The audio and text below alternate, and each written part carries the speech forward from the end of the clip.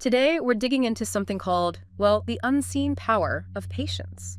And it describes patience as maybe the most underrated superpower out there, especially, in a world that's just obsessed with instant results, quick wins, everything now. We all sort of know patience is a virtue, right? But with everything screaming, faster now, do we really get its active side? So, our mission for you today, let's explore this quiet strength. How does patience actually work as like a dynamic force? And what essential thing might we be missing in this constant rush? Yeah, it's a really crucial question Okay. because the book, right away, it sort of flips the script on how we usually think about patience. It makes it clear it's not just, passively waiting around for stuff to happen. Not at all. It says it's profoundly about how you act while you wait. Hmm. So, our goal here in this deep dive is to really unpack what that active waiting looks like and, what it actually means for your life, practically speaking. That's powerful, that immediate pushback on the common idea makes you wonder, if society celebrates speed so much, how did we kind of lose sight of patience as, well, a strength? The book calls it an unseen power. It almost sounds like we've forgotten it exists, in this chase for instant gratification. Well, what's fascinating is how the text really contrasts that, our obsession with speed versus the enduring nature of patience. It argues that, yeah, trends zip by, quick successes often just burn out fast, but patience, it outlasts them. And it's not just about toughing it out, it's about the deliberate choices, the actions you're taking during those times when you don't see immediate results. And this, it subtly redefines productivity, doesn't it? It's not just the stuff you can see people doing, it's also that strategic, quiet work happening, behind the scenes. Right. And this next point, it really goes against how we usually think about success, doesn't it? The book uses these really vivid examples, things like, it's the athlete training for years for one chance, the student studying long nights for one exam, the entrepreneur facing rejection after rejection. These people aren't just sitting around. No, they're actively working, they're learning, adapting, all while they're waiting for that breakthrough. Exactly. And that brings us to a really key point the author makes about the quality of the effort during that wait.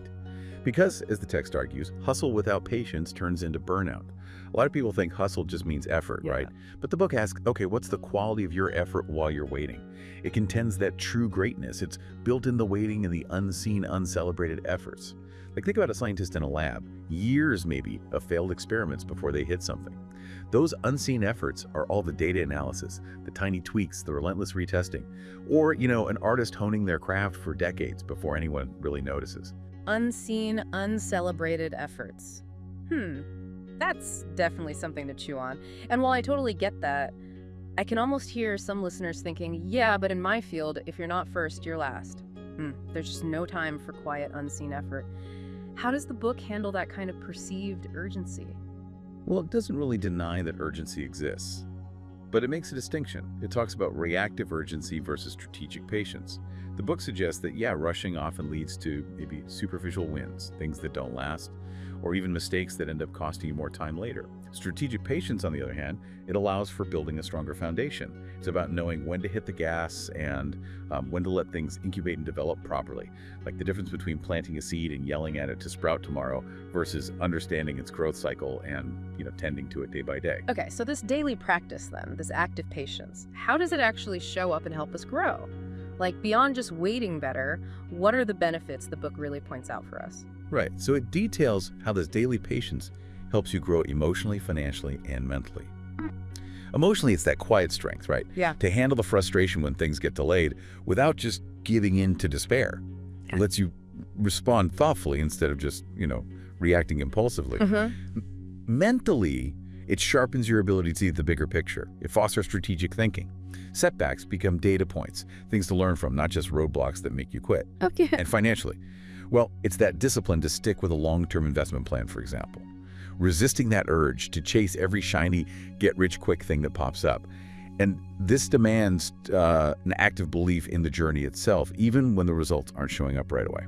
So it's definitely not about doing nothing. It sounds like an active, deliberate trust in the process. Right. But isn't there a danger that patience could slide into complacency? Or even just procrastination? How does the book sort of draw the line between active waiting and just, putting things off?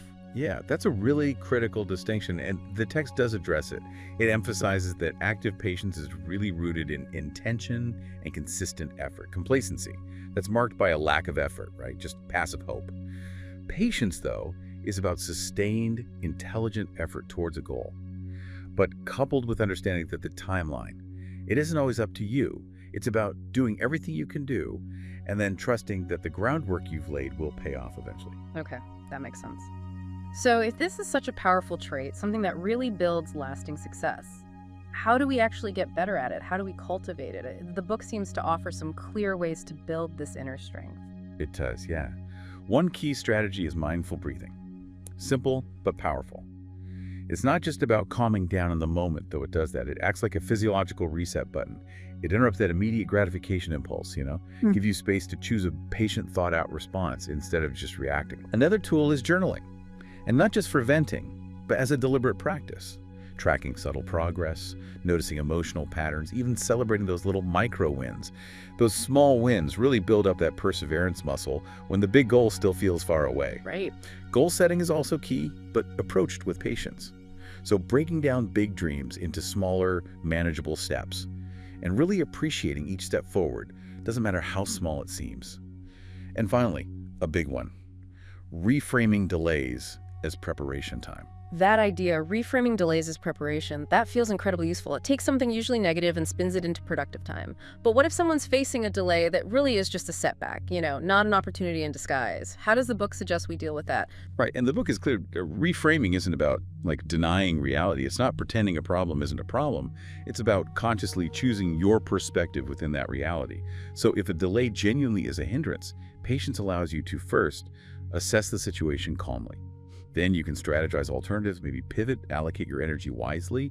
Instead of just wasting it all on frustration or giving up, it's about learning to pause. And as the text puts it, to grow in silence.